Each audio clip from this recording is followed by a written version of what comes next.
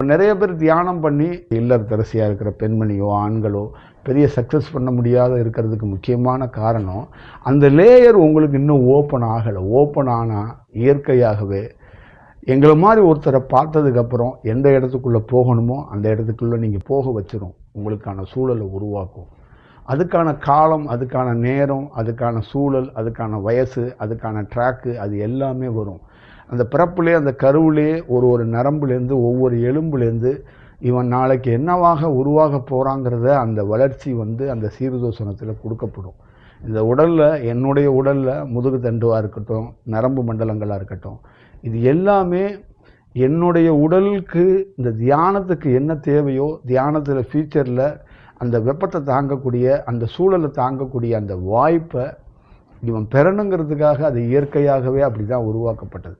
சில பேரை மனநிலையாக சாமி பைத்தியமாக இல்லை வெவ்வேறு விதமாக மனநிலையாக பாதிக்கப்பட்டோ இல்லை வெவ்வேறு விதமாக ஒரு சூழலில் இருக்கிறவங்கள மாற்ற முடியாததுக்கு காரணம் அவங்க நரம்பு மண்டலம் இந்த வயசில் பாதிச்சிடும் அப்படின்னு இருக்கும். அப்போ அந்த நரம்பு மண்டலம் பாதித்தவங்க ஒரு குருவை பார்க்க வருவாங்க. அந்த குரு என்னன்னா அவருடைய உஷ்ணத்தை வச்சு அவங்கள பாதுகாக்கலாம், அவங்கள முழுமையாக காப்பாற்றக்கூடாது. ஏன்னா அவங்க அதை அனுபவிக்கணும்னு இருக்குது. அதனால தான் நிறைய பேர் ஒரு குருக்கிட்ட வந்து கூட அந்த மனநிலையாக அவங்க ஒரு டிப்ரெஷனில் இருக்கக்கூடியவங்களோ, ஒரு பக்தியில் இருக்கக்கூடியவங்களோ, இல்லை வேறு மாதிரி மனநிலையாக ஒரே மாதிரியே பேசக்கூடியவங்க நிறைய பேரை நீங்கள் பார்த்துருப்பீங்க.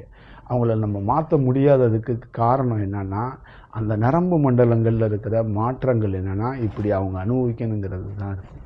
அந்த அனுபவிக்கக்கூடியவங்க கூட ஒரு நல்ல பாதையில் ஒரு குரு வழிகாட்டி போகணும். துன்பத்தில் இருக்கிறவங்க கூட, துன்பத்தில் இருப்பவன் கூட, துயரத்தில் இருப்பவன் கூட, பெரும் கஷ்டத்தில் இருக்கிறவன் கூட ஒரு நல்ல குருவால் வழிநடத்தப்படுவதுங்கிறது இயற்கையில் பெரிய விஷயம்.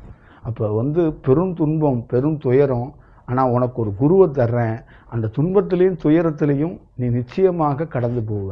ஏன்னா அந்த குருவோட உஷ்ணம் அந்த துன்பத்தையும் துயரத்தையும் உன்னை கடக்க வைக்கும்.